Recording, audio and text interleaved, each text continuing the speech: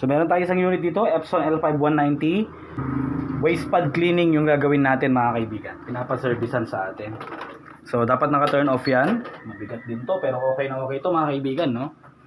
So nandito lang din yung waste pad nya sa likod. Kailangan lang natin i-remove yan.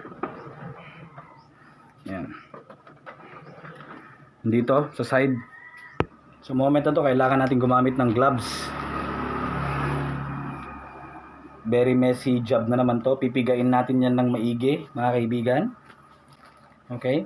Kasi kapag ka nag-head cleaning tayo, especially kung madalas tayo mag-head clean, talagang mapupuno at mapupuno yan. No? So meron kayong dapat screwdriver. Then, tanggalin natin to. Yan. Then to, hilahin natin patras. Yan.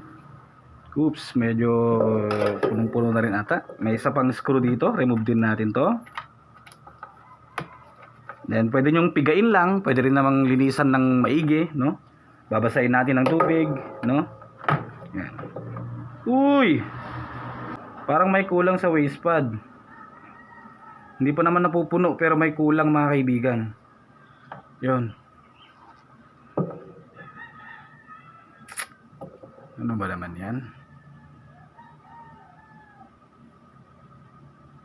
Picturean natin para ipakita natin sa may-ari. Yan, nabidyoan naman natin, pwede natin i-send. Yan. So, lagyan natin to ng waste pad. Punan natin yung kulang. So, napansin ko kulang yan mga kaibigan. Nakita naman natin sa video. Then, punan natin para maging fit siya. No. Hugasan ko lang to mga kaibigan. Skip ko na tong paghugas dito. Sa tubig tayo. So, nalinis na natin. Napiga na rin mga kaibigan. Pigain yung maigi, no? Tapos patuyuan lang natin ng konti saka natin ibalik. Okay? Okay, so natuyuan na. Assemble na natin to pabalik mga kaibigan. Meron namang guide yan eh.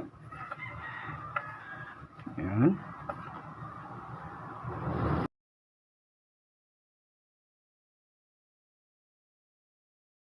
Yan.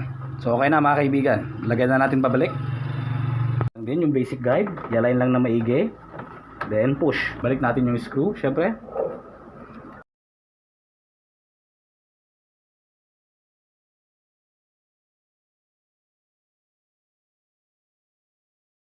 And that's it. Basic cleaning para sa waste pad ng inyong Epson L5190. Pigain lang or kung sisipagin kayo, linisan yung maigi yung waste pad, patuyuan, then ibalik.